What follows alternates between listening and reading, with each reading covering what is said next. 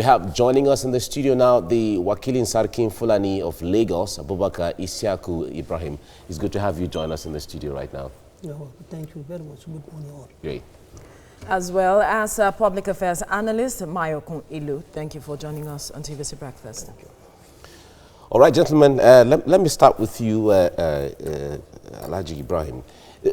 You must have heard comments from Nigerians concerning this issue and reactions from different people. Make us understand, when it comes to cattle business, it has been with Nigeria since pre-colonial history, but why is there so much controversy around the RUGA Settlement project by the federal government? You know, the way people understand this thing varies, and people, you cannot tell them not to express their opinion. Everybody is entitled to his or her opinion. But this RUGA of a thing has been in existence even before, it has been in existence even before Adam and Eve. Wow. Really? Yes, because some of the prophets, they were cattle rearers, camel rearers, and others. Let us be honest and let us face sincerity. When it comes to the truth, let us face the reality. And this was RUGA of 18. The Fulanis, the farmers, they are just like a driver and a vehicle. You cannot separate them. And for the country to move forward, we need what we call animals. We need something we know, product like farming and other this thing. The two things go together simultaneously.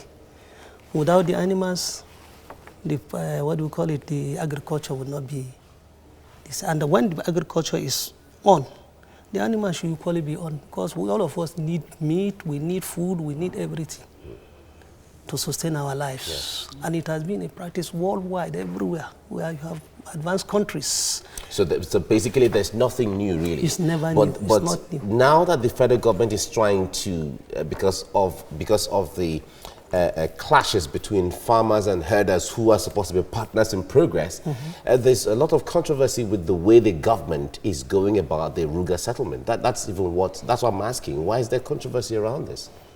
That's what I say. I say people have different opinions. Okay. For some states, they welcome it. Yeah. Just like what you broadcast now. And some states, they don't want it for reasons best known to them. You cannot force somebody to say something that is against his will. So, if it's a welcome development, if only government will intervene and give piece of land, so that this ranch, they call it ranches, some people call it ranch, where these animals are kept, and these animals are taken care of by veterinary doctors who will take care of the animals so that we can get correct and well-fattened animals for our feedings. Okay. So, it's a welcome development. All right, let's come to Mayokun now. From what he has said, is this something to worry about by Nigerians, seeing that he has said that this is same as ranching, is to ensure that you have well cared for and well taken care of cattle, so to speak, and for healthy ones at that for Nigerians? Well, according to what Alhaji said, it's something that has been with us for thousands of years. You know, animal husbandry and crop farming are the two arms of our Greek as we knew them back in school. But I think something that we have to come to terms with is that there's a trust deficit between the government and the governed in this country. And that is exactly where the issue lies. Well, okay, what is that trust deficit? Because the one is the speed at which the federal government seems to be pursuing this. There are existential crises between people of this country. You know, it is said in principle of existentialism that existence precedes essence. It's when you are alive that you can negotiate for how to live. But lives are being lost, ostensibly on the basis of some people believing that, okay, these roots where we graze cows have been here for thousands of years. You cannot stop us at this moment. I try to balance both sides. You know, if we are really looking for solutions, it has to be holistic.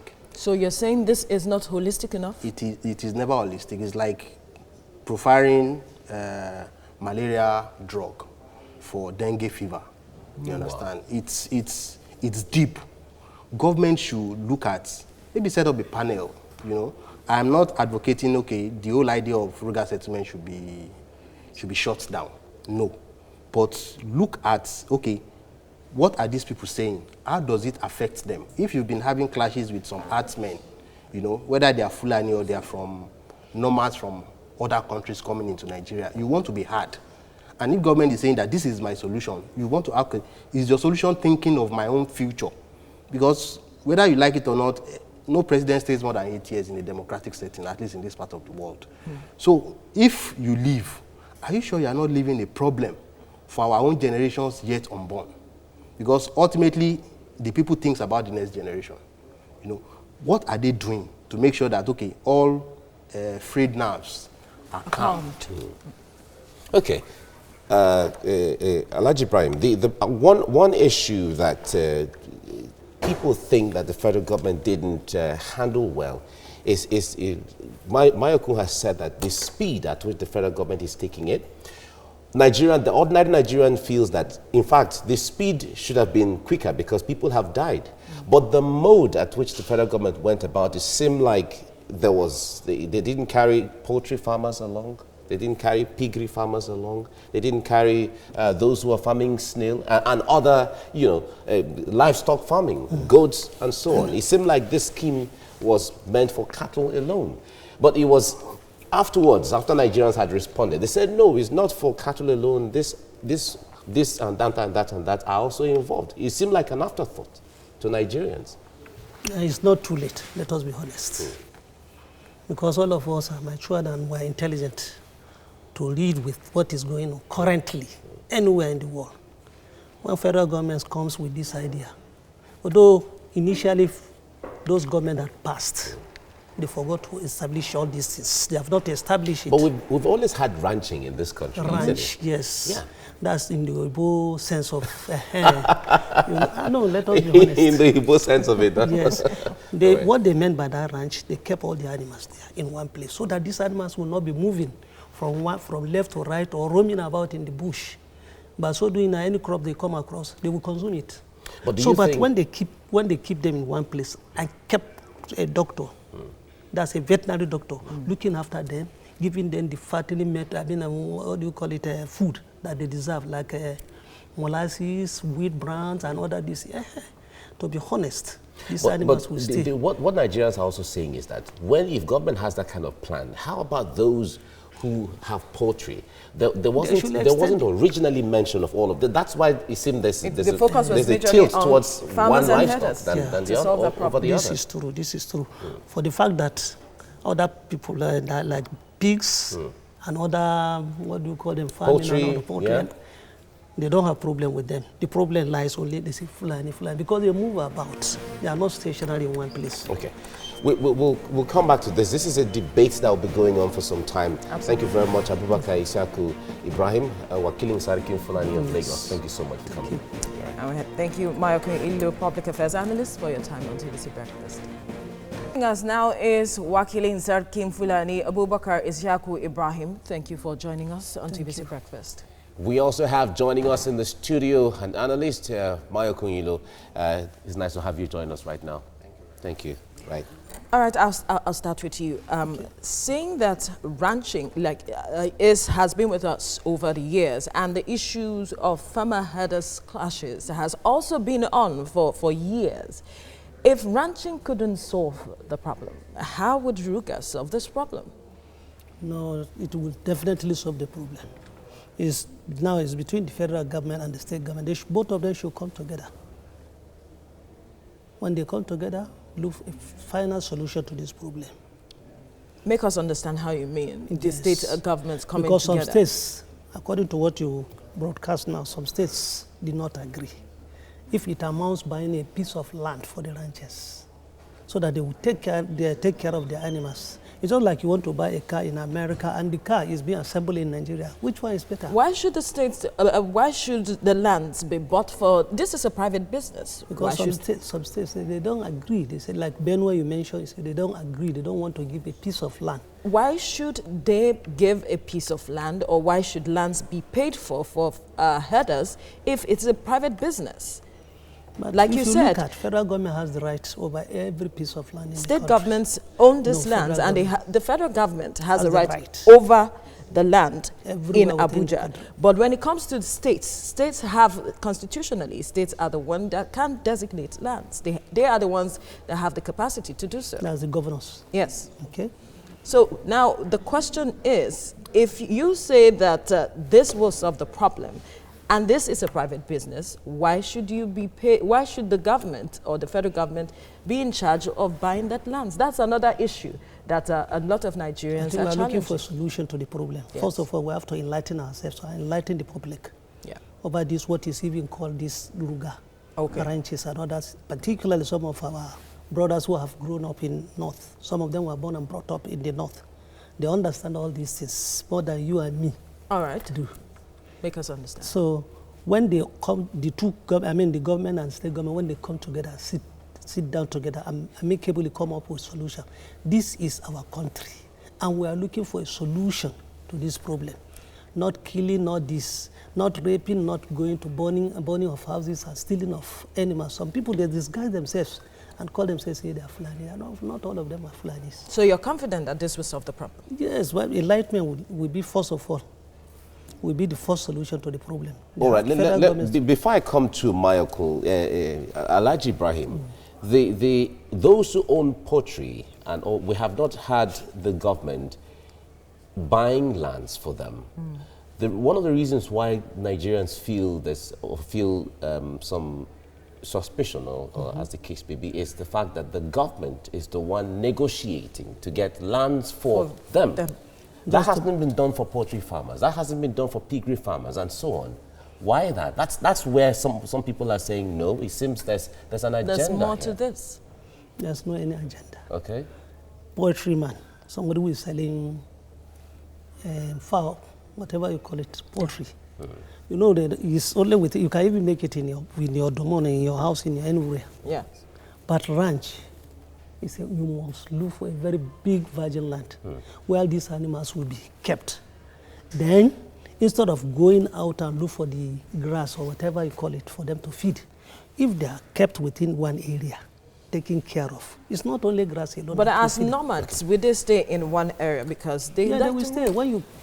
When you block them, you put a fence wire or do everything with the doctor taking care and the parent, and then the government should even provide security. Okay, let me put you on hold, Alhaji Ibrahim. Michael, let me come to you on this. The point there is that a lot of Nigerians, we have often heard that this trade in cattle or livestock have been with us, like Alhaji Ibrahim said, right from the days of Adam and Eve, from the creation of life, where animals and plants and all of that were created. But this suspicion between Nigeria and within Nigeria or amongst Nigerians, I wonder how we've not been able to overcome this over this period of time. And we've come to stay as far as us and all of these things are concerned. I think what we have to realize is Nigeria is a part of the global community. Yeah. Solutions that have been found elsewhere can be adopted. The population of Nigeria in 1950 was like 33 million. Now we are talking of close to 200 million people. The practices of herding, nomadic, animal husbandry, transhuman practices, moving from one place to the other, used to be like south of the Sahara Desert, the Sahel regions. But those places were affected by deforestation.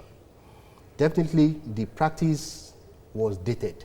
They normally come to the south, maybe looking for good land, pasture, Those things are not possible again, because cities are taking over everywhere, because population is increasing, climate change, and the rest of them. So the next question is, the problem is real, but the solution has to be holistic. You cannot cut your nose to spite your face. It's never done anywhere. Government should sit down. There has to be some subsidy of some sort. I understand. But it is not in the way and manner being peddled to the people. All right. So it means this idea of the RUGA is not the solution, as far as you are concerned. My personal opinion, but somehow it seems to be shared by millions of Nigerians. Land is not just a piece of land. Okay. Land is spiritual, it's ancestral, wow. it's political, it historical. means a lot of people go to war for land. Absolutely. Between Pakistan and India, there is a strip of land called Kashmir region. It's an arid area. There's nothing there, but it's one of the most militarized places in the whole world. Why? Because people have this sentimental attachment to land. Okay. When Nigerians die abroad, they said, take me back to the land of my fathers. It means something. So if you want to take it, you are looking for a problem. Okay. Thank you very much, So much Michael, for giving us insight into this. Thank you. Thank you, Wakilin Sarkim Fulani Abubakar Isiaku Ibrahim, for your time on TVC Breakfast. Thank you. Right. And joining us now in the studio is the Wakilin Sarkim Fulani of Lagos, Abubakar Isiaku Ibrahim. He's here with us in the studio. It's nice to see you. Thank you. Great. Joining us as well is public affairs analyst Mayokun Ilu. Thank you for joining us. Thank you for having me. Okay. Let me start with you, Alhaji Ibrahim. Now, the point there is, your position is that the RUGA settlement is a scheme that will certainly bring a resolution and a solution to the clashes between herders on one hand and farmers on the other hand. Now, a lot of complaints have come that there was no consultation, there was no connect, there was no bond, there was no information between the government and the people whom are supposed to provide the land. So if that didn't happen, how is this settlement going to solve the problem? It's not too late. The government still stand well to complain and enlighten more. But the government is not enlightening anyone. We are going to do it. It's a matter of time. We're only rushing. Okay. We're only rushing. The government is rushing. No. We people. But if the government has said that we are going to do this, and already they've what is it called? Some states have already given lands. When are they going to do it? When people are not consulted? They have to put more enlightenment again up to tomorrow. But do you think the government should have approached this differently? Seriously? Okay, where some people are even complaining that they only do it this one to Fulanis and others. They can equally do it to any other farmers. But do you think the government should have approached this issue differently? The only way the government should have, anyway, they rush it actually, but they have to come down, call the stakeholders, call in the state governments, individual state governments and others, inform them what this one meant for. And they will sit down, look into it. If possible, a committee will be set up to look into all these problems.